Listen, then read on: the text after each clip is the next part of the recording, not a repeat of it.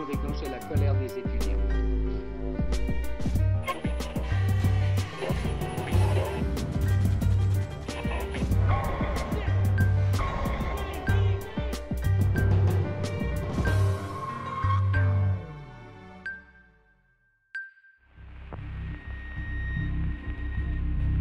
I'm not just generally happy. If I'm generally anything, I guess I'm generally miserable.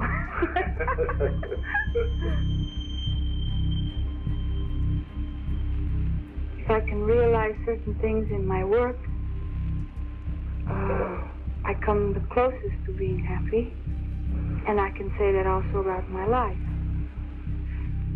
Well, it only happens, I think, in moments, sometimes when I'm working, and I'll be able to fulfill a scene truthfully, and then I think I'm the happiest.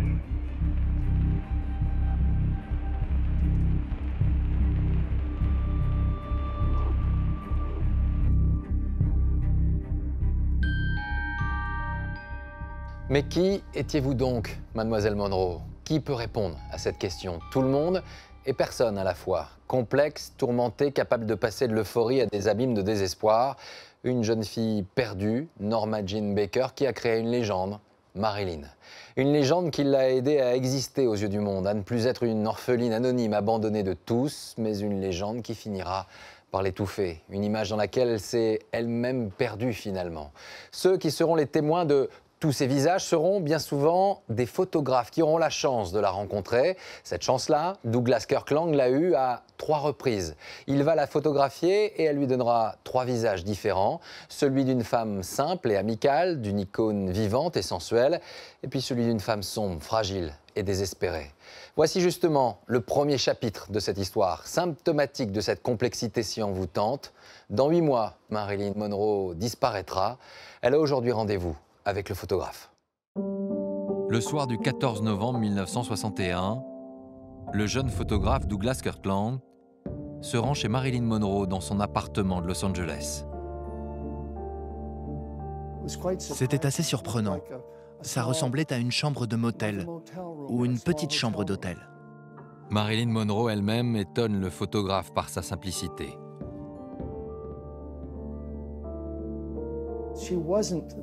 Elle n'était pas l'immense star que je m'attendais à voir ce soir-là. Elle était très sympathique.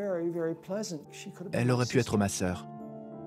Ce soir-là, l'actrice et Douglas Kirkland préparent une séance photo pour les 25 ans du magazine Look, dont elle est l'invitée spéciale. Elle a dit « Je sais ce qu'on devrait faire. Il faudrait un lit. Vous me regarderiez d'en haut, au-dessus du lit, et je ne porterai rien d'autre qu'un drap de soie blanc. » Sans projet de film, Marilyn Monroe se consacre à l'exercice qui, au fond, lui a toujours le mieux réussi et qui lui a peut-être donné ses plus grands rôles, la photographie de studio. C'est là qu'elle se retrouve elle-même et qu'elle se donne totalement. C'était plus simple pour elle. Elle n'avait pas à mémoriser un texte, des positions. Tu marches comme ci et tu tournes comme ça. Elle pouvait être plus créative. Mais le soir de la séance photo, Marilyn Monroe ne se présente pas au studio à l'heure prévue. Douglas et son équipe s'impatientent, s'inquiètent. Mais lorsque 2 heures plus tard, elle arrive enfin, l'effet sera celui d'une apparition. Elle était lumineuse, éclatante, très blanche. C'était soudain une personne totalement différente. Elle n'avait même plus la même voix que celle que j'avais entendue 2 ou 3 nuits plus tôt. Maintenant, elle était une superstar. Elle était la Marilyn que le monde connaissait et aimait.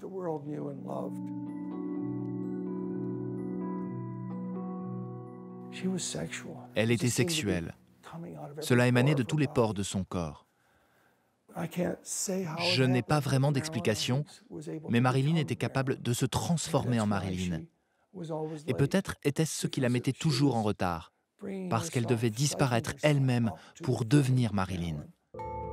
Pour cette séance, l'actrice a voulu du champagne et de la musique de Frank Sinatra. Et après quelques clichés, elle formule une nouvelle demande, plus étonnante. Elle a dit « Je veux être seule avec ce garçon. Je trouve que cela marche mieux ainsi. » Ils sont tous partis et me voilà seule avec Marilyn. Et je suis juste au-dessus d'elle. Et là, elle me dit « Pourquoi ne descends-tu pas ici avec moi ?» Le jeune photographe répond à l'invitation de Marilyn, mais pas tout à fait comme elle l'imaginait. Au lieu de la toucher, de lui faire quoi que ce soit, j'ai plongé mon œil dans mon appareil photo et j'ai continué de la photographier sans m'arrêter, comme si je n'avais pas vraiment compris ce qu'elle m'avait proposé. J'ai mis tout le désir que j'avais ce soir-là dans l'appareil.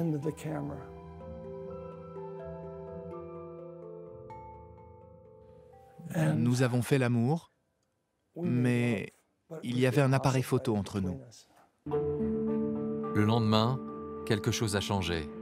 Lorsque le photographe se présente à nouveau chez Marilyn Monroe pour lui montrer les clichés, elle le laisse attendre longtemps à la porte, avant de lui ouvrir enfin, méconnaissable. Une autre Marilyn, une personne totalement différente, portant des lunettes noires, un foulard sur les cheveux.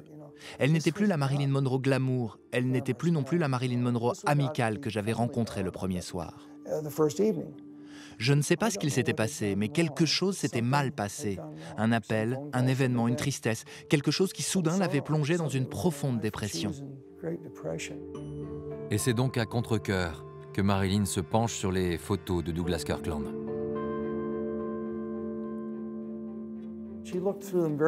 Elle les a parcourues très vite. Elle n'avait toujours pas l'air bien.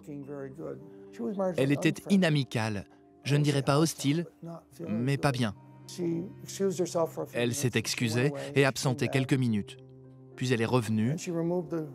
Elle a enlevé ses lunettes noires et a commencé à regarder plus attentivement. Elle a fait des croix sur les photos qu'elle n'aimait pas, des étoiles sur les quelques-unes qu'elle aimait, mais elle ne semblait pas très contente au début.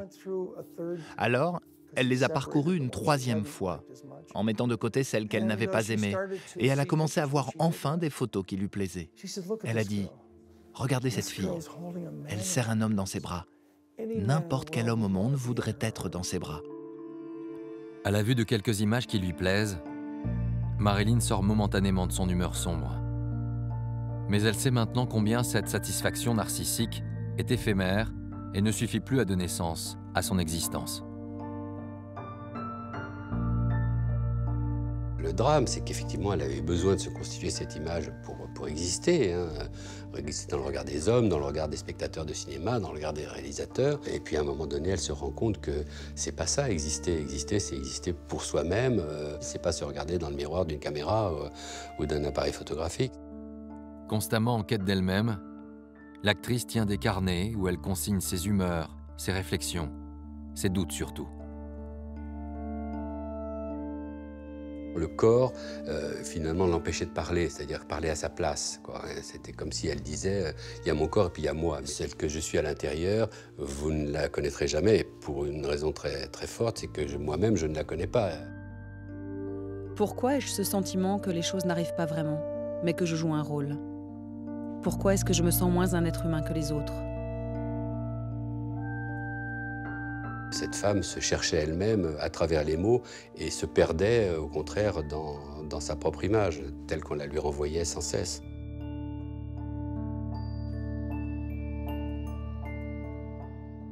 Autre moment de vérité de Marilyn, plus méconnu, l'écriture. Elle a pris pour habitude d'écrire des carnets, des poèmes ou de simples fragments parfois, comme un élan, un cri qui apparaît parfois aussi comme la seule continuité de cette femme à la dérive. Des écrits qui révèlent aussi une autre facette de sa personnalité, une femme plus profonde, plus cultivée que l'image superficielle et réductrice qu'on a trop souvent donnée d'elle. Marilyn a constamment tenté de prendre son destin en main, d'accéder à sa vérité et de montrer qui elle était réellement. La première illustration de tout cela remonte peut-être à la fin de l'année 1954. À 28 ans, la star hollywoodienne est déjà mondialement connue pour ses photos et pour ses films à succès comme Niagara, Les hommes préfèrent les blondes ou Comment épouser un millionnaire. Elle décide pourtant de tout quitter pour changer de vie et d'image. I would like very much to be a fine actress, a true actress, that's what I mean by fine. A real actress. I would like to be happy, but who's happy? I think trying to be happy is almost as difficult as trying to be a good actress.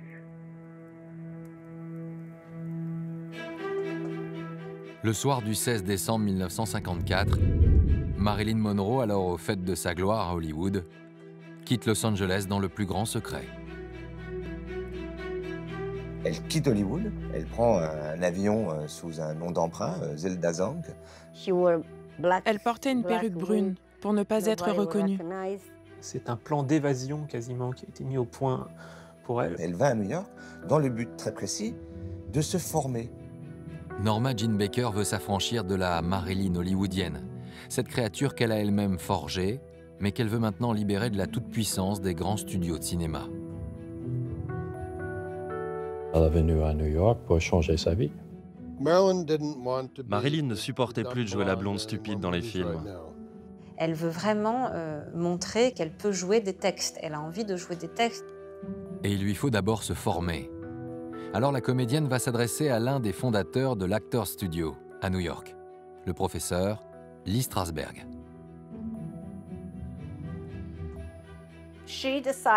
Elle a décidé de travailler avec Lee Strasberg parce qu'il était alors considéré comme le meilleur professeur de théâtre au monde. Elle est arrivée, le cœur sur la main, en disant « S'il vous plaît, aidez-moi. Je crois que vous êtes les personnes qui vont me permettre de devenir celle que j'aimerais être. » En se formant dans cette école réputée, Marilyn Monroe met sa carrière entre parenthèses pour changer enfin d'image. Elle va humblement intégrer l'Actors Studio où là, on lui demande de jouer devant tout le monde, devant d'autres élèves qui au départ sont quand même plutôt hilares, plutôt méfiants et pas très favorables. Car à New York, la capitale intellectuelle des États-Unis, la star hollywoodienne n'inspire pas vraiment le respect et elle le sait.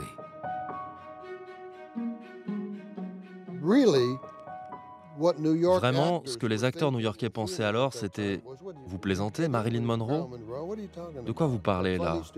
Des comédies stupides, bien sûr. Formidable, formidable, mais ce n'est pas ce qu'on veut faire ici. » C'était ça le consensus parmi les acteurs sérieux. Mais Lee Strasberg, lui, va prendre très au sérieux le désir de Marilyn Monroe. Elle voulait être reconnue et respectée comme actrice. Et mon père pensait qu'elle pouvait. Marilyn qui arrive chez Strasberg, c'est vraiment offrir à Strasberg un énorme gâteau. Marilyn Monroe devient une élève assidue et très vite la relation avec son professeur se poursuit au-delà des portes de l'Actors Studio. Lee Strasberg perçoit la fragilité de l'actrice et la prend sous sa protection. Marilyn était quelqu'un de très blessé. Et mon père adorait les gens blessés. Et il incite d'ailleurs l'actrice à s'engager dans une psychanalyse pour être au plus près des personnages qu'elle interprète.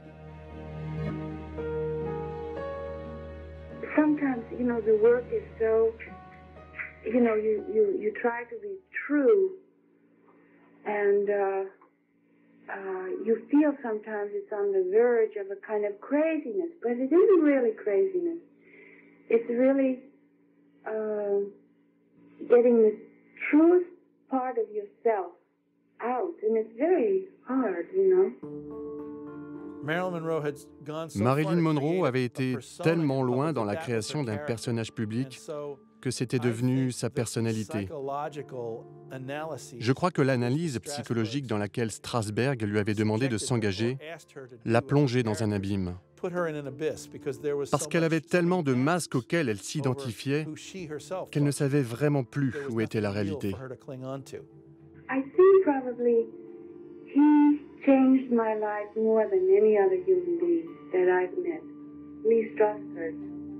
Et Marilyn Monroe va trouver chez les Strasberg une famille modèle. Un père, une mère, 2 enfants. Cette famille qu'elle n'a elle-même jamais eue. Elle était toujours en train de chercher une famille. Toujours. Elle avait grandi plus ou moins comme une orpheline, même si sa mère était vivante et même si son père était quelque part dans le monde. Et là, elle pouvait être à la table familiale, avoir le sentiment de faire partie de la famille. Elle avait besoin d'appartenir à quelque chose. Et c'est dans cette famille que Marilyn Monroe trouve refuge dans ses moments d'abattement. Elle dort même dans la chambre de John, le jeune adolescent, et elle le réveille dans ses nuits d'insomnie. Elle arrivait à 4 pattes, parce que, évidemment, elle prenait des drogues. Elle disait, Johnny, est-ce que je peux rester avec toi? Et on restait sur le sofa, je ne sais pas combien de temps. Elle parlait, elle était droguée. Lee Strasberg va donc s'occuper de Marilyn Monroe comme on s'occuperait d'une petite fille. Elle n'arrivait pas à dormir. Et Lee Strasberg la prenait dans ses bras, lui parlait, la berçait, jusqu'à ce qu'elle s'endorme enfin. Mon père était assis à côté d'elle, sur le lit, en train de chanter Go to sleep, my dusky baby. Lee Strasberg est pour elle comme un père, et sa femme Paula va à son tour devenir une figure maternelle pour Marilyn. Tout cela va finir par bouleverser l'équilibre de la famille, car l'actrice est peu à peu devenue une sorte de fille préférée du couple. C'est une femme qui demande en permanence attention, affection, intérêt, soutien, protection, assurance, confort, amour, bien sûr. Elle a pris la place. C'est un enfant terrible. Marilyn est capable de littéralement prendre le pouvoir sur la famille, au point qu'ils ne s'occupent plus vraiment de leurs propres enfants, parce que toute leur énergie, tout leur temps est consacré à Marilyn. En s'installant à New York, Marilyn a trouvé une véritable famille. Elle lui a ouvert les portes de l'élite intellectuelle de la côte Est. Et elle va lui permettre de retrouver un homme, croisé quelques années plus tôt sur un tournage. Son nom, Arthur Miller. Il est dramaturge.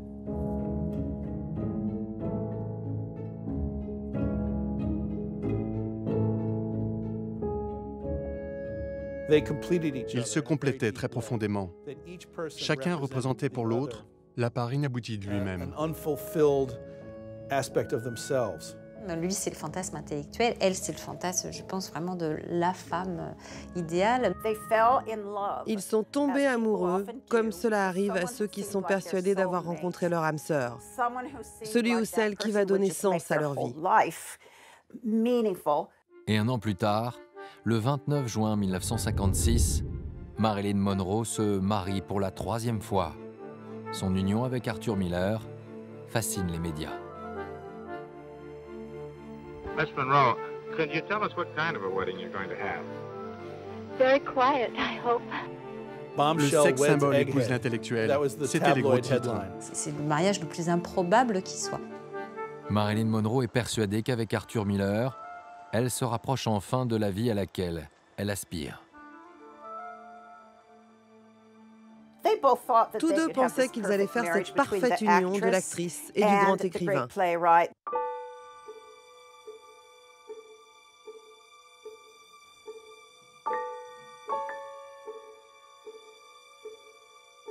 Arthur Miller, c'est un homme qui a justement ce qu'elle n'a pas, c'est-à-dire un intérieur, au sens d'un appartement, avec des livres, avec une bibliothèque, avec une continuité, tout ce qui fait défaut à Marilyn. Et c'est sans doute aussi une figure paternelle.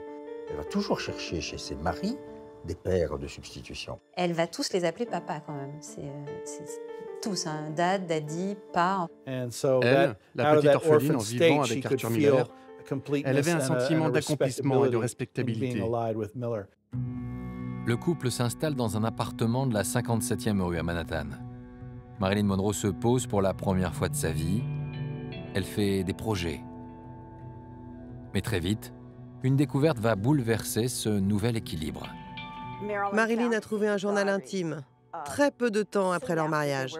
Arthur Miller exprime ses doutes et même ses regrets sur leur mariage en disant qu'ils ne font pas partie du même monde, qu'elle ne le comprend pas, qu'elle n'a pas les mêmes valeurs. Il pensait qu'il avait épousé une princesse, mais il a réalisé qu'elle n'était pas une princesse. Ça a brisé le cœur de Marilyn. Elle se sent alors doublement trahie, quoi, je veux dire, comme femme, comme amoureuse et socialement. Et dans ses carnets, quelques semaines plus tard, comme en réponse au journal d'Arthur Miller, Marilyn exprime son désenchantement. Je pense que j'ai toujours été profondément effrayée à l'idée d'être la femme de quelqu'un, car j'ai appris de la vie qu'on ne peut aimer l'autre. Jamais, vraiment. Marilyn a vite perdu l'innocence amoureuse des débuts. Mais les époux surmontent cette déception initiale et restent au fil des ans un couple emblématique, constamment poursuivi par les caméras.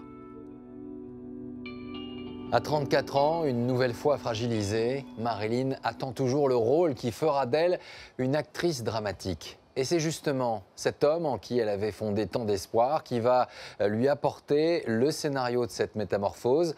Arthur Miller a écrit une histoire forte, intense, une histoire qui ressemble peut-être un peu trop à Marilyn. Le mercredi 20 juillet 1960, en début d'après-midi, Arthur Miller vient chercher Marilyn à l'aéroport de Reno, dans le Nevada. Reno était une ville où l'on venait essentiellement pour jouer au casino et pour divorcer.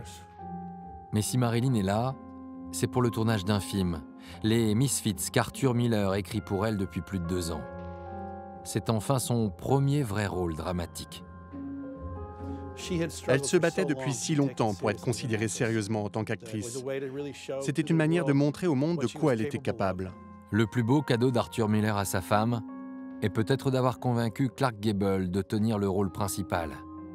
Marilyn Monroe partage donc l'affiche avec cet homme qu'elle idéalise depuis longtemps. Clark Gable, I used to always think of him as my father, but I always pretended he was my father. I was just 7 years old and he was a very young man, and I thought that's how I wanted my father to look. Elle n'a jamais rencontré son père. Elle ne savait pas qui il était. Jusqu'à ce jour, personne n'a jamais été capable de trouver qui aurait pu être son père. Et son rêve devenait réalité avec le film d'Arthur Miller. Le rôle qu'elle attendait, avec un partenaire dont elle rêvait, tout aurait dû être radieux pour Marilyn.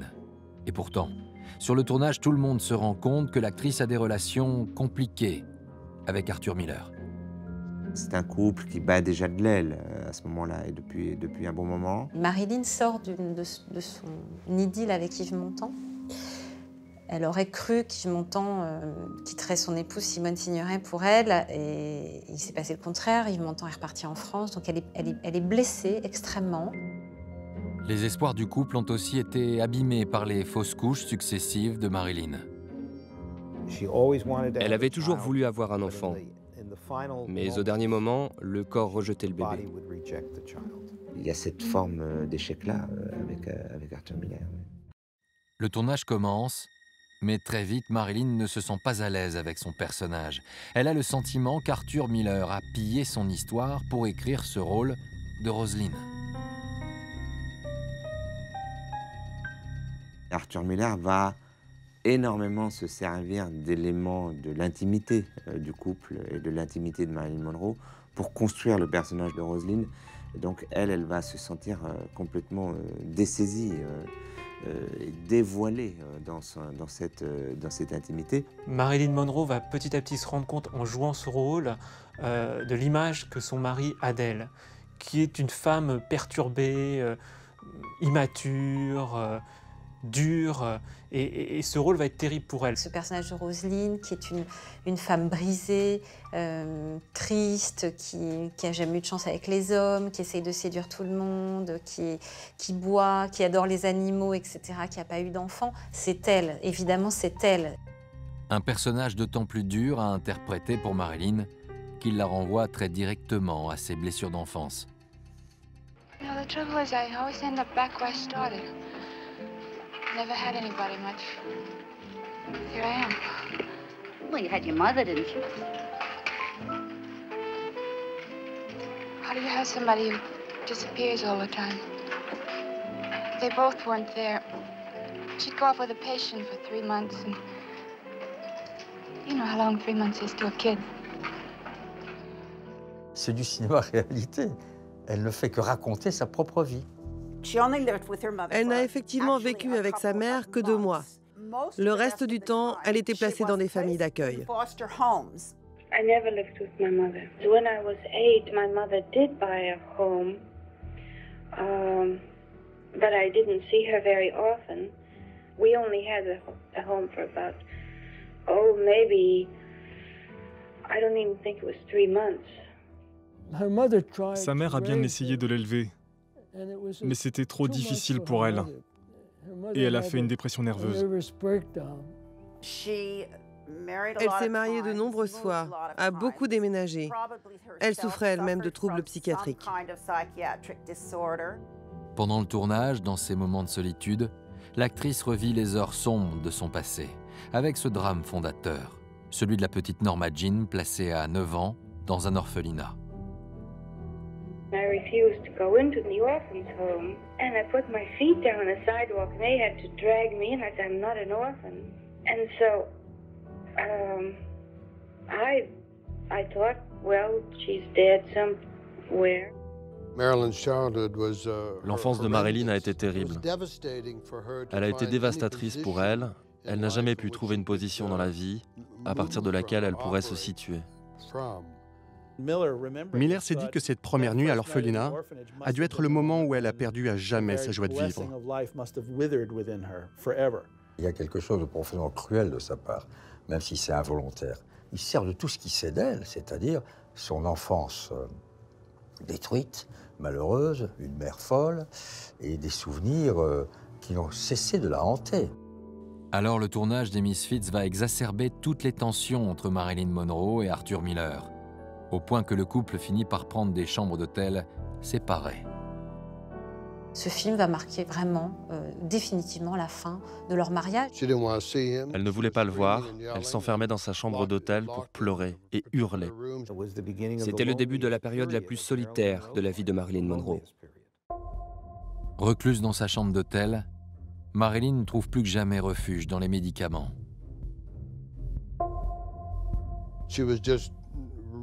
Elle était rongée par le Nambutal, un barbiturique et beaucoup d'autres choses.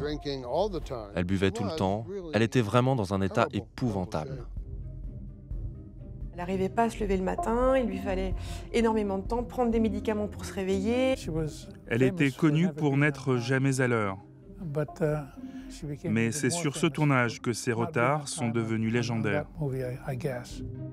Le rythme du tournage est alors entièrement soumis aux humeurs de l'actrice principale.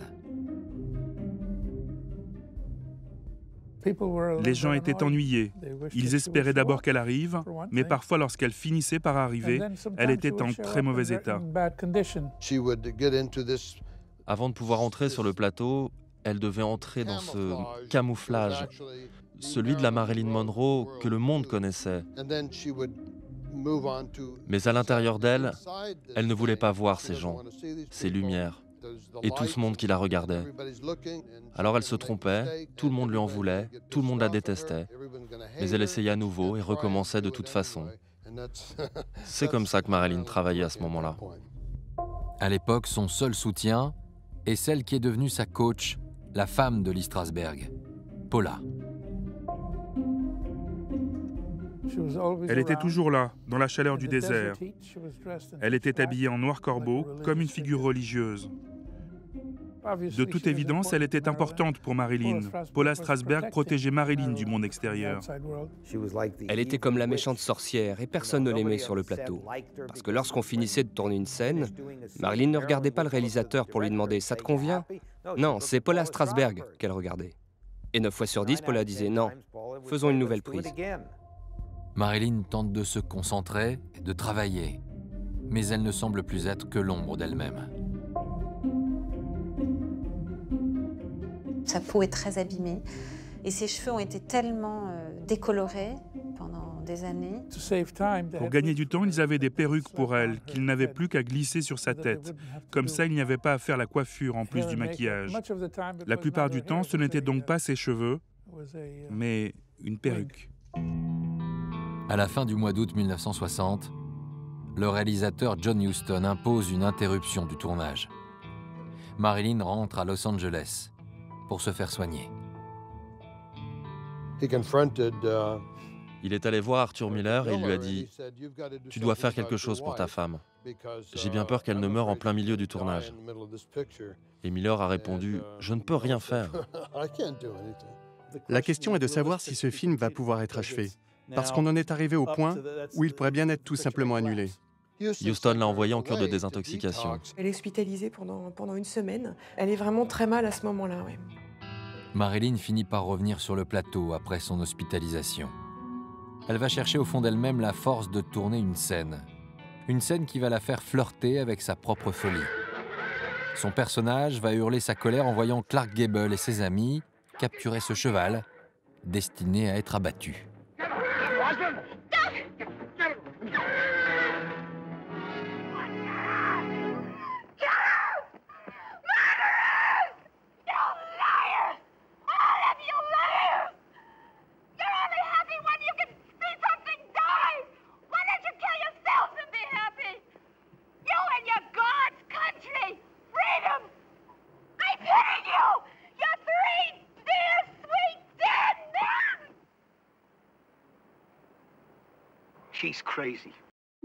C'est pas une scène de cinéma, quoi. C'est autre chose.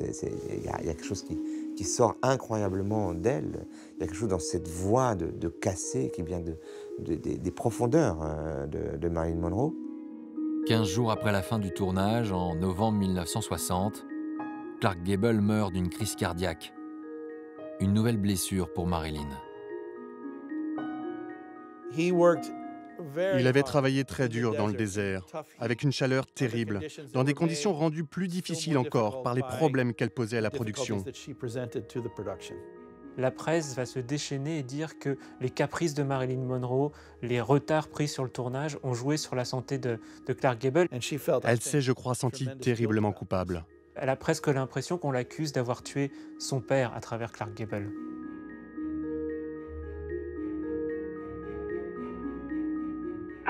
Do I feel happy in life?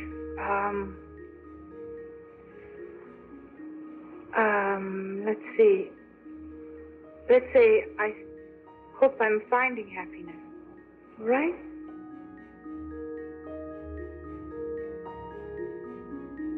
Clark Gable s'en va et d'une autre manière, Arthur Miller également.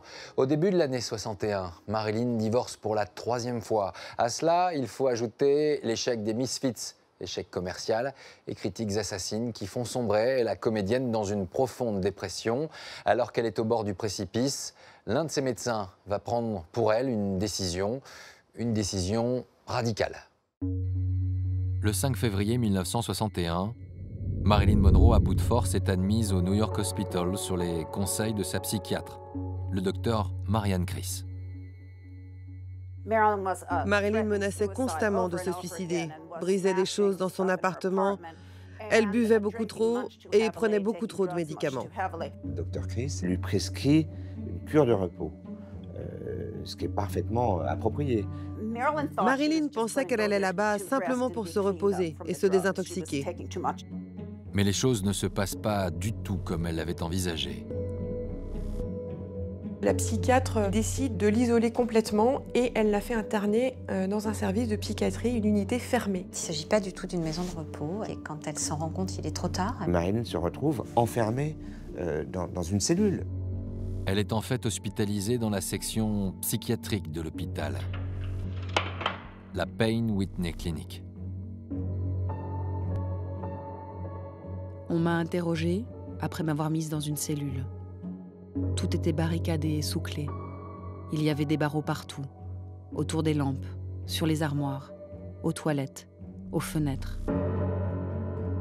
Et les portes étaient équipées de petites fenêtres pour que les malades soient visibles tout le temps.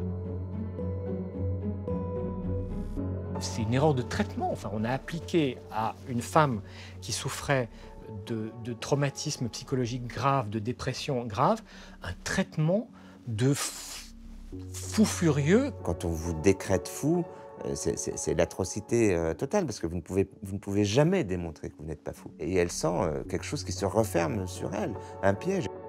Isolée dans la chambre de cet hôpital, Marilyn se retrouve soudain confrontée à sa plus profonde terreur, celle de succomber à la démence familiale.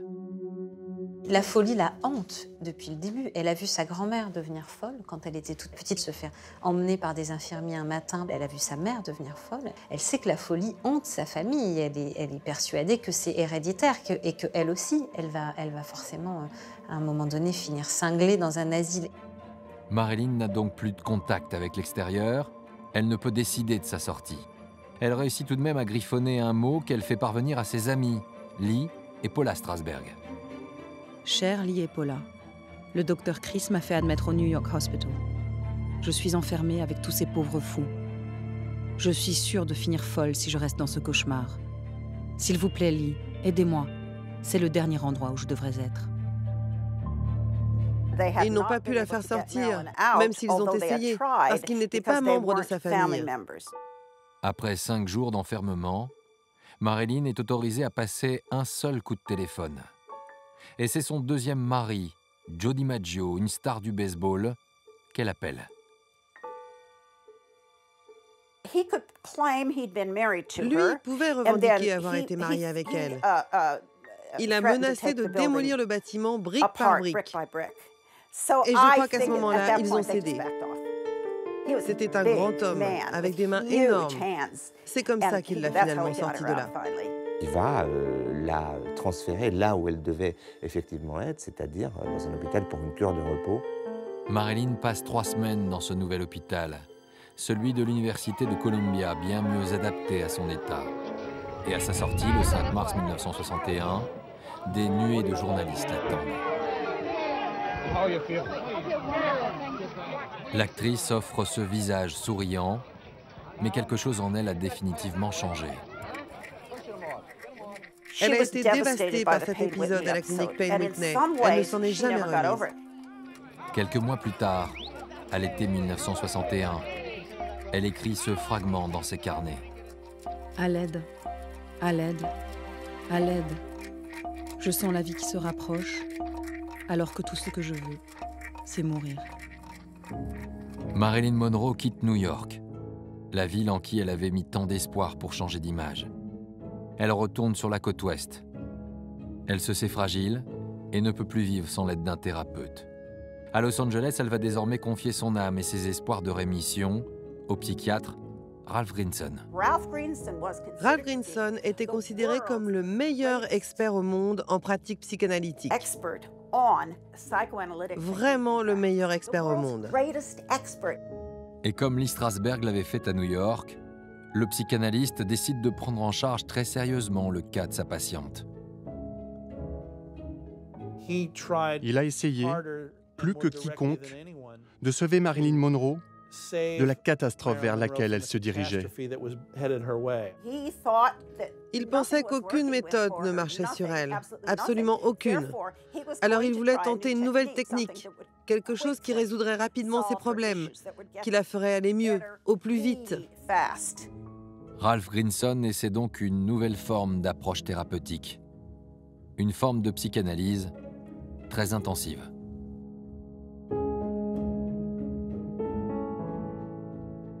Il la voyait presque chaque jour de la semaine, et 3 ou 4 heures par séance. Marilyn prenait tout son temps. Il avait renvoyé ses autres patients et il ne consacrait plus son travail de thérapeute à cette patiente unique. Et puis, de plus en plus souvent, le soir, on voit Marilyn Monroe arriver au domicile particulier des Grinson. Il a commencé à l'inviter à la maison, puis elle restait dîner, de la même manière qu'elle dînait chez les Strasberg. Il voulait faire de Marilyn un membre de la famille, parce qu'il pensait qu'elle avait besoin d'un modèle familial équilibré. C'était lui assurer, disait-il, un environnement propice à son épanouissement. Elle va habiter littéralement dans cette famille, ce qui contrevient quand même à toutes les prudences élémentaires d'un rapport du psychanalyste avec sa patiente. La relation entre Ralph Grinson et sa patiente va effectivement largement dépasser le strict cadre de la psychanalyse. Il était devenu son agent artistique, son agent financier. Il a conseillé dans ses relations amoureuses. Il était devenu la drogue principale de Marilyn. Elle l'appelait à toute heure du jour et de la nuit. Dès qu'elle ne va pas bien, et c'est assez fréquent, il débarque chez elle. Il s'est passé entre eux ce qu'on appelle en psychiatrie une folie à deux, c'est-à-dire qu'au départ, ni l'un ni l'autre ne sont fous. Et puis la rencontre des deux produit entre eux une relation totalement passionnelle, de dépendance réciproque, de fusion dramatique, dans laquelle l'un et l'autre sont sortis détruits. Et pour mieux la contrôler, Grinson va également imposer à Marilyn un nouveau personnage, Eunice Murray, une gouvernante particulière. Eunice Murray, c'était donc quelqu'un que Grinson avait recruté, qui lui rendait compte de tous les mouvements, les allées et venues, les hommes que Marilyn rencontrait. Donc elle était un peu aussi une espionne. En fait, l'idée de Grinson était de garder Marilyn sous son aile et d'en faire sa propriété exclusive. Et c'est le thérapeute encore qui pousse Marilyn à acheter une maison en janvier 1962. À 2 pas de chez lui, dans le quartier de Brentwood.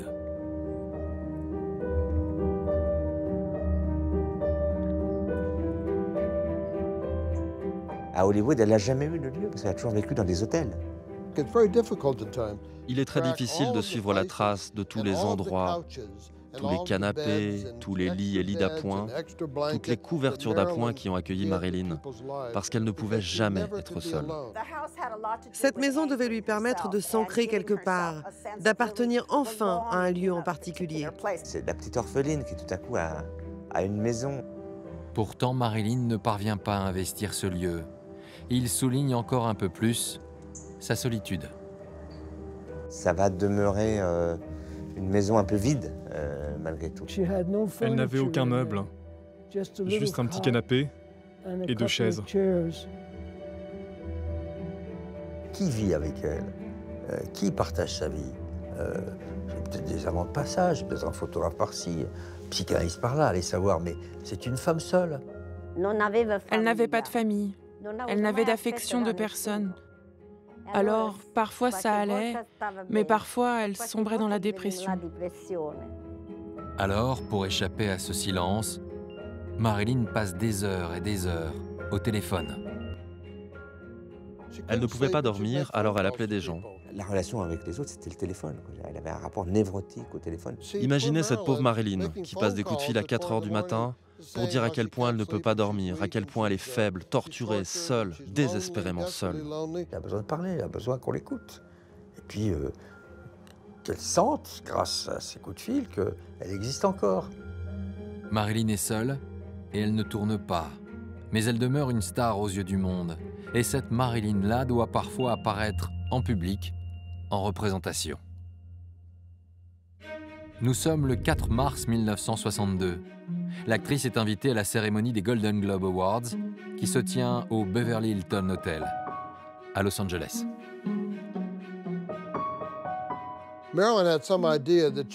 Marilyn se doutait qu'elle allait recevoir le Golden Globe, décerné par la presse européenne. Elle arrive ce soir-là au bras de son amant du moment, un jeune inconnu rencontré quelques jours auparavant au cours d'un voyage à Mexico. Il était son escorte cette nuit-là.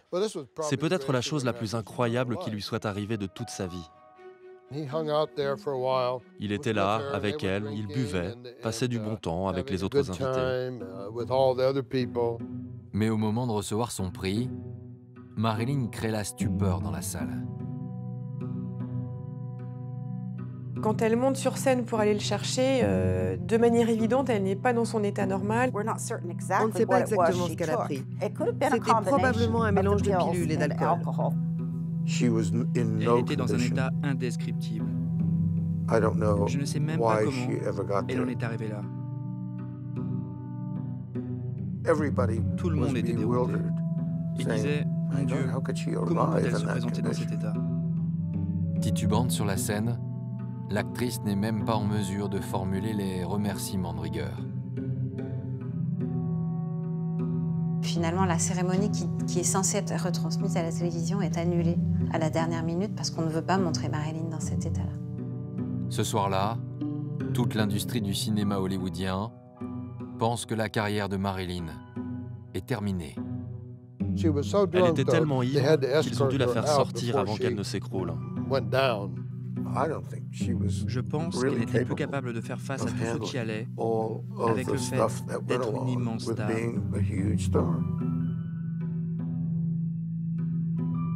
Tout le monde semble désormais s'accorder sur le fait que Marilyn Monroe n'est plus en état de travailler. Pourtant, son contrat avec la Fox l'oblige à tourner encore un film. Son titre, Something's Got to Give. Quelque chose doit craquer. Personne n'en a réellement envie, mais le studio hollywoodien a en fait dépensé tellement d'argent, des millions de dollars pour Liz Taylor dans Cléopâtre, qu'il espère rentabiliser au maximum le tournage avec Marilyn. Reste à savoir une chose, est-elle encore capable d'assumer tout cela? Marilyn se prête dans un premier temps normalement aux essayages de costumes pour le film. Pourtant, dès le premier jour du tournage, les choses s'engagent mal. Les acteurs Sid Charisse et Dean Martin sont là à 9h et ils attendent l'arrivée du premier rôle. Mais Marilyn ne viendra pas. Sur la feuille de présence, un seul mot à côté de son nom, il. Malade. Dès les premiers jours, Marilyn ne se présente même pas sur le tournage, disant qu'elle est malade. Puis elle vient un jour ou deux, et puis plus rien. Et à nouveau, elle est malade. Marilyn est censée sauver le studio, et elle est malade. L'actrice vient quand même tourner quelques jours, toujours assistée de son inséparable coach Paula Strasberg. Mais ce film l'éloigne encore un peu plus du cinéma qu'elle rêve de faire. C'était un film que Marilyn n'aurait jamais fait. Elle détestait le scénario, elle le trouvait absolument stupide. Le désir de Marilyn d'apparaître comme une femme intelligente à l'écran, c'est surtout pas le problème de la Fox. Au contraire, ils veulent la cantonner dans cette image très très vendeuse de la blonde sexy, un peu pulpeuse, troublante, qui est la sienne. Le studio était en train de sombrer sous leurs yeux à cause de l'argent investi dans Cléopâtre. Il fallait bien que quelqu'un paye. Résultat, Marilyn Monroe semble une fois de plus prise au piège. Marilyn n'était pas respectée par le studio. Elle leur apportait beaucoup d'argent, alors que ça ne leur coûtait pas cher de l'engager. Elle gagnait $1 500 par semaine. Alors qu'au même moment, Elizabeth Taylor était payée $1 million pour Cléopâtre. L'actrice passe la plupart du temps enfermée chez elle, imposant à l'équipe ses absences répétées, et cela pendant tout le premier mois du tournage. Ça rend les gens fous de rester assis à attendre qu'une personne veuille bien arriver. On a déjà tourné toutes les séquences sans elle, tout est bloqué, on perd beaucoup d'argent tous les jours. Elle leur coûte des millions de dollars. Et le 17 mai 1962, Marilyn Monroe va à nouveau quitter le plateau en plein tournage. Mais ce jour-là, elle n'est pas malade. Elle est attendue à New York. Elle va quitter un film pour un autre film, mais qui est beaucoup plus important pour elle, parce que c'est un film de la vie. Hein. C'est l'anniversaire du président. Vous vous rendez compte, le président. Marilyn Monroe est invitée à chanter au gala d'anniversaire de John Fitzgerald Kennedy. Et elle a décidé de s'y rendre, au risque d'une rupture de contrat avec son producteur, la Fox. Marilyn n'a pas le droit d'y aller, vraiment. C'est vraiment un défi à la Fox. Ça vaut tous les studios du monde, ça vaut tous les tournages du monde. Et c'est une Marilyn Monroe radieuse qui rentre à New York ce 17 mai pour préparer sa prestation. Pour elle, L'enjeu est immense. Quelques semaines plus tôt, la star a eu une aventure d'un soir, ou plus selon certains, avec le président des États-Unis. Il y a ceux qui prétendent que la relation avec John Kennedy dure depuis les années 50, quand lui est jeune sénateur et qu'elle est encore starlette à Hollywood. Elle a eu une liaison avec Kennedy. On sait qu'ils ont passé au moins une nuit ensemble en mars 1962 chez le chanteur Bing Crosby, où ils ont appelé des amis depuis leur lit. Quoi qu'il en soit, cette liaison semble donner un nouvel espoir à l'actrice. C'est un mythe absolu. Elle couche avec ce mythe. Elle est heureuse. Elle-même, elle est un mythe, mais évidemment, elle aime ça. Elle aime cet homme. Pas forcément pour ce qu'il est, mais pour tout ce qu'il représente. Je pense qu'elle a vraiment fantasmé sur Kennedy. C'est une petite fille qui rêve. Hein. Et comme certains de ses rêves se sont réalisés, elle a rêvé d'être la femme du plus grand champion de baseball de toute l'histoire des États-Unis. Elle l'a été. Hein. Elle a rêvé d'être une star de cinéma. Elle l'est devenue. Elle peut avoir rêvé un instant qu'après tout, elle était la prochaine femme du président. Nous sommes le 19 mai 1962. Il est 20h30. Le Madison Square Garden se remplit en attendant l'arrivée du président des États-Unis. Il y avait environ 17 000 démocrates aisés qui avaient payé pour assister à la cérémonie. Toute l'élite new-yorkaise et une bonne partie de celle d'Hollywood étaient là. Mais lorsque JFK arrive, on remarque d'emblée une absente à ses côtés.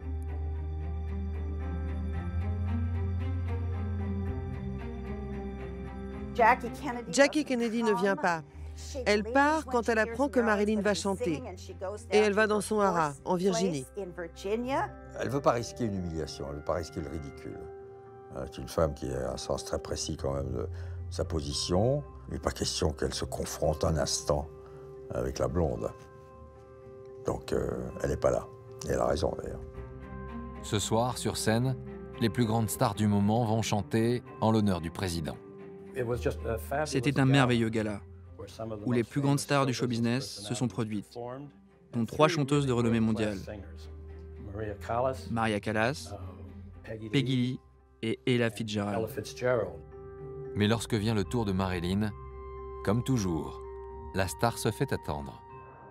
Mr. President, on this occasion of your birthday, this lovely lady is not only punctilious but punctual. Mr. President, Marilyn Monroe.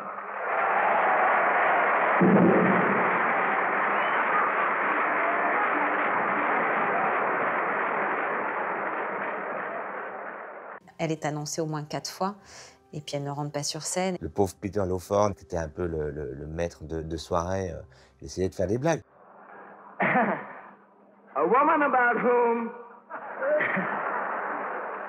it truly may be said she needs no introduction. Let me just say, here she is. Ça fait un moment qu'elle est dans les coulisses. Je pense qu'elle a pris son fameux mélange de barbiturique, de champagne et tout. À un moment donné, on la pousse sur scène, quoi. In the history of show business, perhaps there has been no one female who meant so much, who has done more.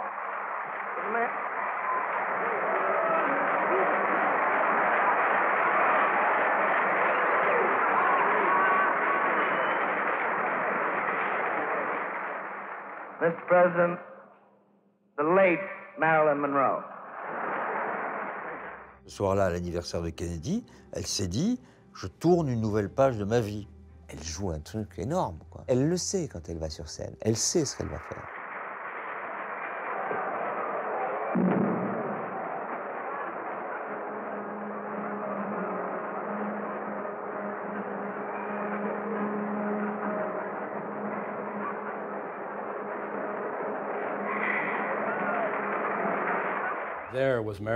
Marilyn Monroe était là, dans une robe qu'on aurait dit peinte sur son corps.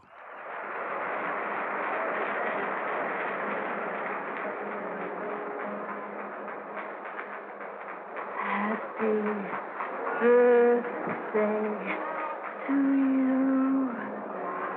Happy Happy birthday to you. Happy birthday, Mr. President. Happy birthday to you. Elle lui dit « je t'aime ». Elle lui dit, mais elle lui dit plus que je t'aime. Elle lui dit, on couche ensemble. Tu es mon mec. Au moment où elle fait cela, elle est dans l'épanouissement total de sa personne et de son ego. Et là, elle se venge de tout. De tous les hommes passés, de tous les désastres, de tous les échecs, de toutes les humiliations, de son enfance, de tout.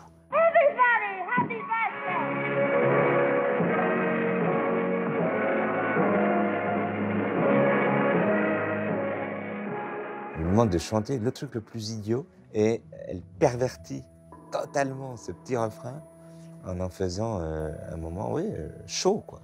Vraiment chaud. Elle a fait tout ce qu'elle pouvait pour rendre ce moment inoubliable. Ladies and gentlemen, the President of the United States. Et pour le président, la déclaration publique de Marilyn est aussi une surprise. Il choisit d'y réagir immédiatement, avec humour. I can now retire from politics after having had happy birthday sung to me in such a sweet, wholesome way. Marilyn le met dans une position qui, sur le plan social, sur le plan moral, sur le plan politique, est presque intenable. L'esprit et le sens de l'humour ont immédiatement pris le dessus. C'est pourquoi il a fait cette plaisanterie. Mais il était vraiment consterné. C'est quand même extraordinairement gênant. C'est en public, il y a des milliers de personnes. C'est un moment politique en plus, hein, parce que c'est une levée de fonds pour la campagne. Et il y a cette irruption de toute autre chose. Et c'est là quand même que cette femme est à la fois cinglée et géniale. C'est-à-dire qu'elle se permet de dérégler la machine. L'actrice retrouve JFK à la fête qui suit la cérémonie. Personne ne sait les propos qu'ils échangent ce soir-là. La seule certitude, le président n'attache pas autant d'importance que Marilyn à cette relation. Marilyn Monroe, c'était l'une de ses conquêtes. Ce n'était pas la seule. Il y en a eu beaucoup d'autres, des célèbres et des moins célèbres. Comme tous les Kennedy, il voit une belle fille, il veut la sauter. Un point à la ligne. Il n'est pas un instant amoureux d'elle. Ça ne tient pas debout. Il n'est absolument pas épris de Marilyn Monroe. C'est un objet de sexe. Hein, et on couche avec elle une fois, deux fois, trois, je ne sais pas. Comme il y en a eu d'autres, comme il y en aura d'autres. Et puis après, débarrassez-moi d'elle. Marilyn rentre à Hollywood. Elle va maintenant devoir faire face aux conséquences de son escapade new-yorkaise. Elle en prend conscience sur le plateau du tournage, le 1er juin 1962, le jour de ses 36 ans. Le fait est qu'elle est venue travailler ce jour-là. Et bien sûr, le studio voulait la faire travailler comme une bête. Mesure de représailles ou pas, le studio refuse en tout cas de perdre son temps en célébrant l'anniversaire de la star. La Fox a interdit qu'il y ait une petite fête pour l'anniversaire. Ils ne lui ont rien donné pour son anniversaire. Alors que pour l'anniversaire d'Elizabeth Taylor à Rome, il donnait un banquet sophistiqué et toutes sortes de cadeaux. Rien pour Marilyn. Pas de fête, pas de cadeaux, rien de rien. À ce moment-là, tout le monde détestait Marilyn Monroe. Quelques techniciens proches de Marilyn parviennent tout de même à organiser une petite fête à la fin de la journée. Sa doublure, Evelyn Moriarty, arrive finalement avec un gâteau qu'elle a trouvé à la pâtisserie du coin. Le studio n'a pas donné un centime pour le gâteau d'anniversaire. Et qui a payé pour le champagne? Les techniciens. Et les membres de l'équipe sont là, ils ont mis quelques bougies, et c'est tout. Marilyn souffle ses bougies dans cette atmosphère tendue. Mais sur cette photo, un parfum de magie se dégage, celle peut-être rêvée par l'actrice, à ce moment-là. Peu après, la star fait une apparition publique à un match de baseball organisé par une œuvre de charité. Et à 22 h, elle rentre finir cette soirée seule, dans sa nouvelle maison.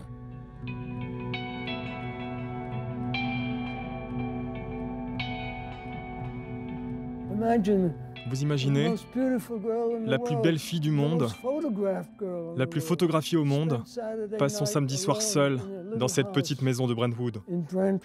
Elle n'a pas de famille. C'est la famille qui pense aux anniversaires, souvent. Ou c'est les amoureux. Marilyn vient d'avoir 36 ans. Et ce qu'elle ne sait pas encore, c'est qu'elle vient aussi de vivre son dernier jour de tournage au cinéma. C'est la dernière fois qu'elle est devant une caméra. Elle n'est plus jamais retournée sur le plateau. Car le lundi suivant, Marilyn se porte à nouveau malade. De leur côté, les responsables du studio ont déjà décidé d'en finir avec cette actrice ingérable. Le 8 juin 1962, la Fox lui notifie son licenciement. En allant chanter à l'anniversaire du président Kennedy, elle avait donné à la Fox la possibilité d'invoquer une clause dans son contrat pour la licencier. Elle est virée du film. Ça a fait la une des journaux, etc. Ils ont commencé à la poursuivre en justice.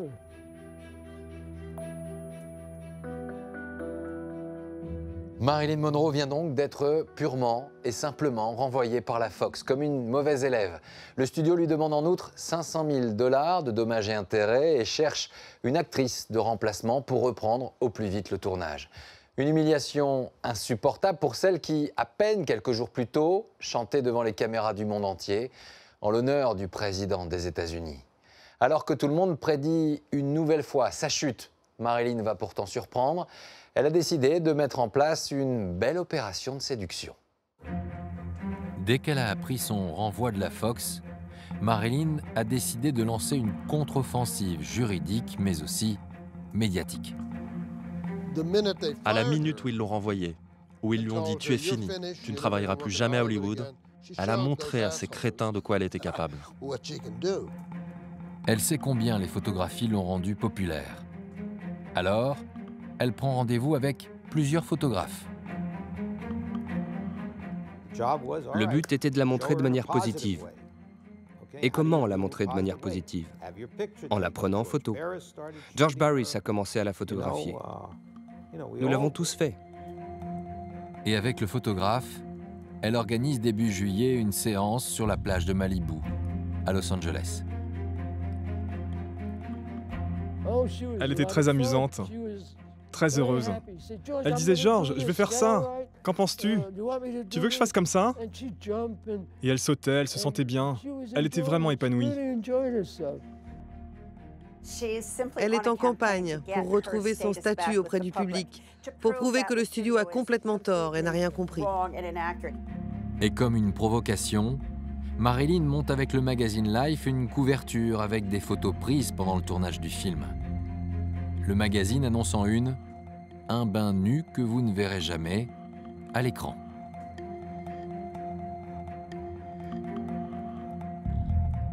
Marilyn savait ce qu'elle faisait, elle était intelligente. Elle voulait s'assurer que la semaine de la sortie des photos de la piscine, Elizabeth Taylor disparaîtrait totalement des couvertures de magazines. Elle ne voulait voir Elizabeth Taylor nulle part, pour montrer au studio que c'était elle qui avait le pouvoir. Elle était soudain le sujet le plus chaud du pays. Marilyn a gagné la bataille médiatique. Et le 1er août, elle remporte aussi la bataille juridique. La Fox voit que c'est une actrice incontrôlable, mais en même temps une star qui a une telle aura qu'ils ne peuvent pas s'en passer. Et la Fox n'a pas eu d'autre choix que de la supplier de revenir au studio. Le 1er août, elle a signé un contrat très avantageux pour elle avec la Fox. Elle est dans un combat et elle gagne. C'est rare hein, de gagner contre une grande maison de production, surtout comme la Fox. Elle gagne. Elle gagne, et le tournage de Something's Got to Give doit reprendre en septembre. Et cela dans les conditions choisies par l'actrice, avec un nouveau réalisateur et un salaire conforme à son statut. 3 jours après cette victoire, le samedi 4 août 1962 commence une journée ordinaire dans la vie de Marilyn.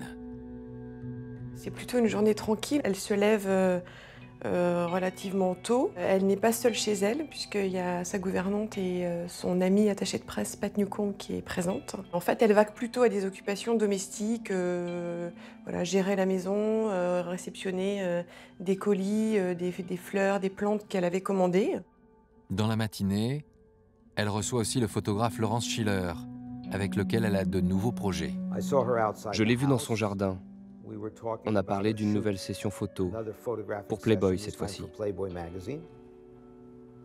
On se demandait s'il fallait qu'elle fasse la une du magazine ou la 4e de couverture. Comme chaque jour, Marilyn Monroe voit son psychanalyste dans l'après-midi, et ce jour-là, la séance a lieu chez elle. On sait que son psychiatre est passé la voir, qu'il est resté un moment avec elle. La dernière personne à l'avoir vue a peut-être été Ralph Grinson. Et ce serait vers 7h moins le quart. 7h. Le psychiatre quitte la maison au début de soirée. Il trouve Marilyn angoissée et il ne veut pas qu'elle reste seule. Ce soir-là, la gouvernante est restée dormir en fait. Il lui a été demandé par le psychiatre de rester dormir chez elle. Et vers 19h, Marilyn se retire seule, dans sa chambre. Elle a tiré le téléphone jusqu'à sa chambre, elle s'est enfermée. On sait qu'elle a pris un appel du fils de Joe DiMaggio. Cet appel est très important parce qu'elle était très heureuse au moment où elle l'a pris.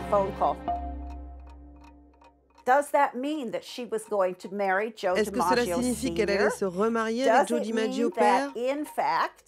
Est-ce que cela signifie qu'elle avait résolu ses problèmes? Qu'elle était arrivée au terme de sa quête? Est-ce que cela signifie qu'elle était euphorique à cause des drogues, des amphétamines? L'actrice reçoit apparemment un autre coup de fil en début de soirée. Il y aurait aussi Peter Lawford, donc, qui était un acteur ami de Marilyn, qui l'avait invité à un dîner chez lui et auquel elle a répondu qu'elle ne se rendrait pas. Et au petit matin du dimanche 5 août 1962, le poste de police de Los Angeles reçoit un appel du quartier résidentiel de Brentwood.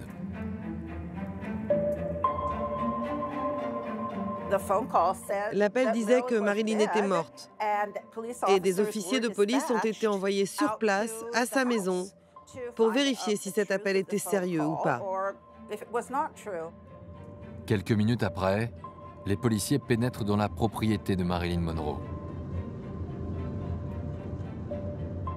La première image, c'est le corps de cette femme sur son lit, à moitié nue, avec autour d'elle, il n'y a pas d'autre mot que le bordel, c'est-à-dire un désordre inouï. Des pilules, des flacons, des petits manuscrits. Marilyn Monroe vient d'être retrouvée morte à 36 ans, dans la chambre de sa villa. Dans sa chambre, il n'y a presque rien. Il y a un matelas qui est posé par terre. Il n'y a pas de sommier.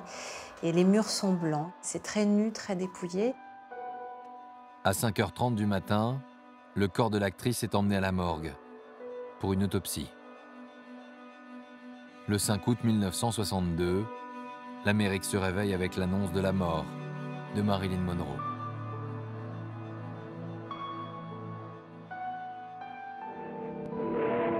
One of the most famous stars in Hollywood history is dead at 36. Marilyn Monroe was found dead in bed under circumstances that were in tragic contrast to her glamorous career as a comic talent. Comment Marilyn Monroe est-elle morte? Une enquête de police est immédiatement lancée pour comprendre ce qu'il s'est passé dans la nuit du 4 au 5 août.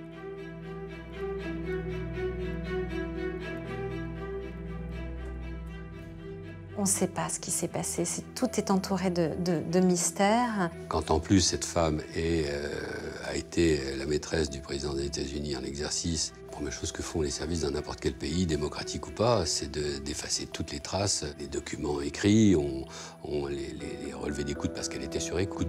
La première personne que les policiers interrogent est Eunice Murray, la gouvernante, présente dans la maison ce soir-là. Elle raconte avoir découvert le corps de Marilyn dans la nuit et alerté immédiatement le docteur Grinson. Une fois sur place, c'est le psychanalyste qui a lui-même appelé la police vers 3h30 du matin. Il est quand même fort probable qu'on ait su qu'elle était décédée aux alentours de 22h et que pendant ce laps de temps, des gens ont été contactés. Quand une star de cinéma, avec un contrat colossal, est soudain retrouvée morte sur le sol, De nombreuses personnes doivent être consultées et beaucoup de choses doivent être mises au point avant que l'affaire ne fuite.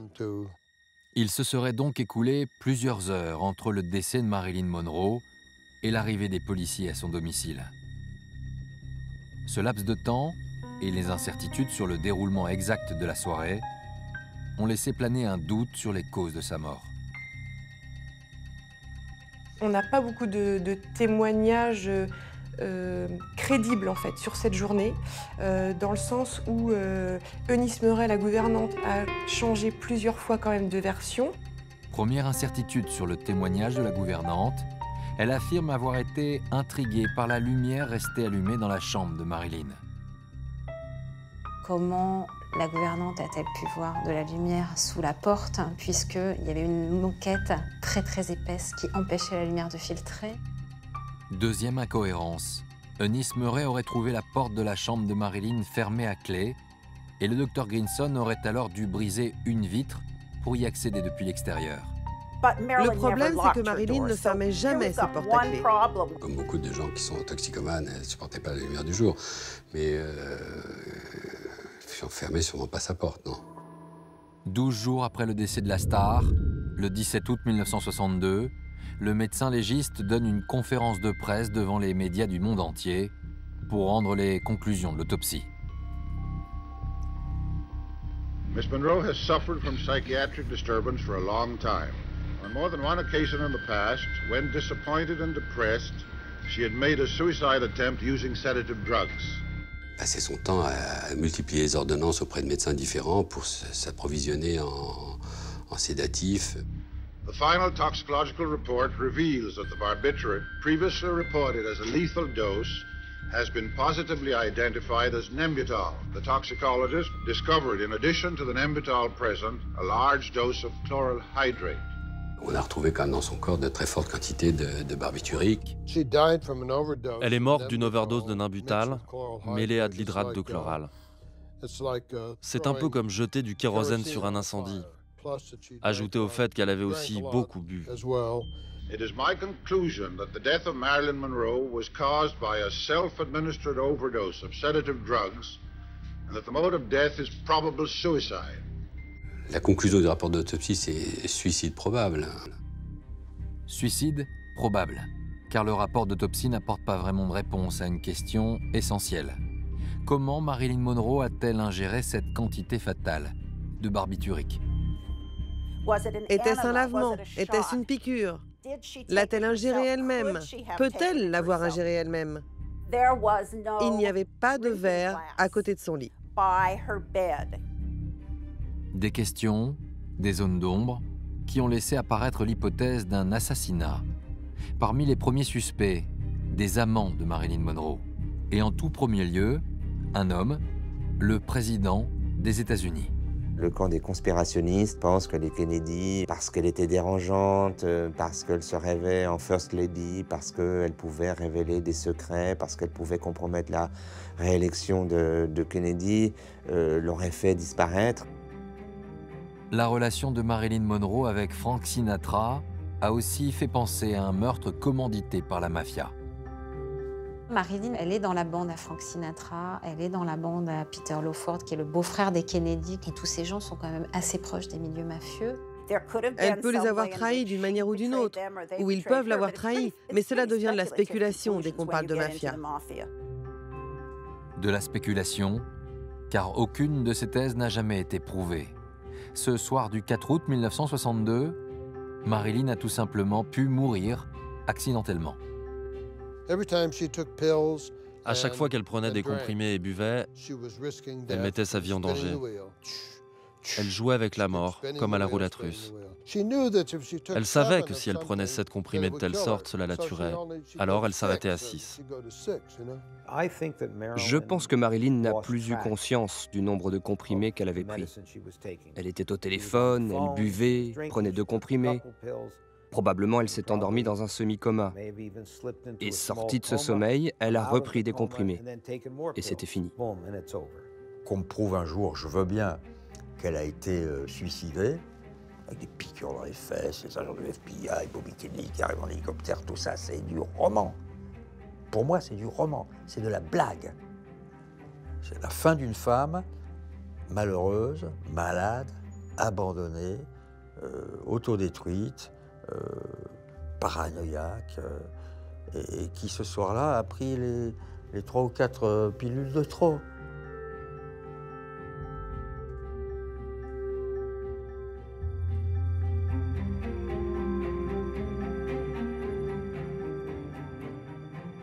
Elle est morte comme elle l'avait écrit dans ses carnets. Elle avait dit, moi je suis le genre de fille qui mourra un jour dans des draps sales, seule et abandonnée.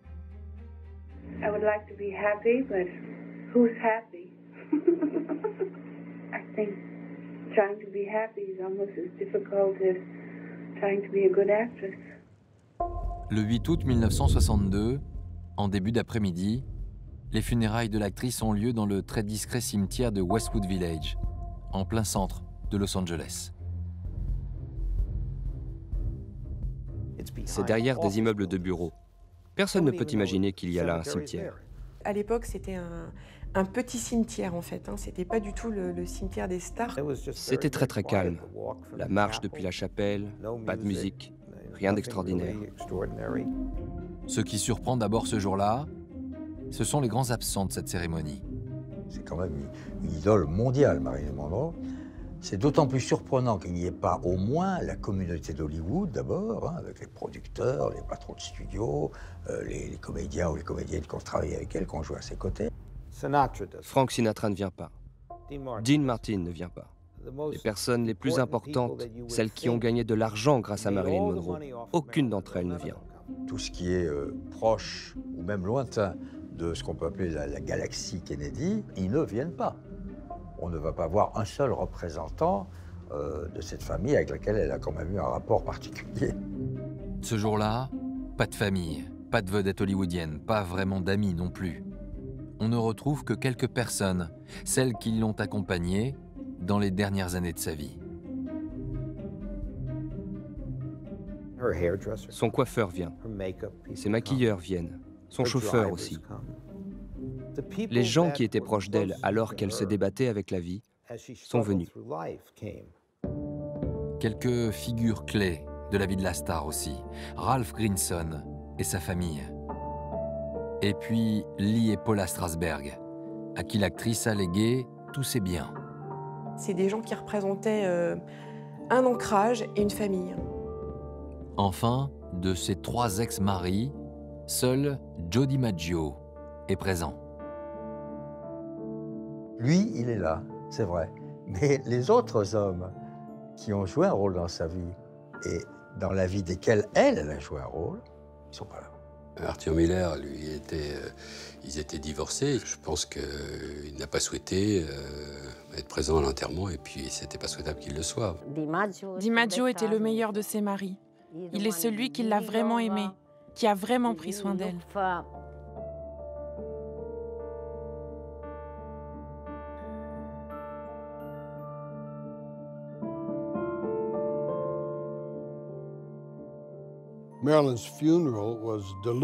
Les funérailles de Marilyn ont été volontairement restreintes.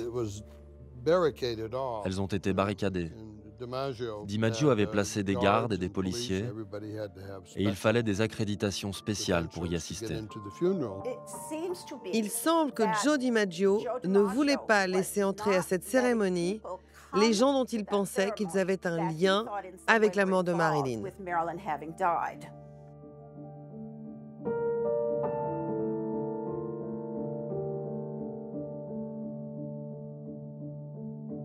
La vie de Marilyn, de sa naissance jusqu'à sa mise en terre, c'est un moment d'effrayante solitude. C'est un moment où il n'y a personne. Le travail d'actrice de Marilyn, ou ce qui transparaissait d'elle à l'écran, n'avait pas grand-chose à voir avec sa personnalité.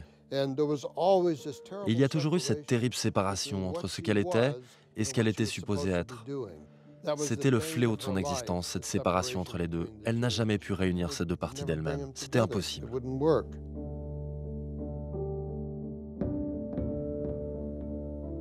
Quelle histoire, quelle énigme. Un demi-siècle après sa disparition, Marilyn reste aujourd'hui encore une icône absolue. Il ne se passe pas une année sans que partout dans le monde, Un livre, des témoignages, des documents alimentent le mythe. Et des groupes de fans, des chercheurs continuent même d'enquêter sur ces dernières heures, chacun d'entre eux espérant peut-être y trouver les réponses même de son existence. Enfin, qui, aujourd'hui encore, a la réponse à ces questions vertigineuses? Pourquoi elle? Pourquoi n'a-t-elle jamais trouvé la paix avec elle-même?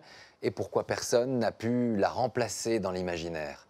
Là est aussi tout le mystère de Marilyn. Merci à vous et à très bientôt pour un nouveau numéro d'Un jour un destin.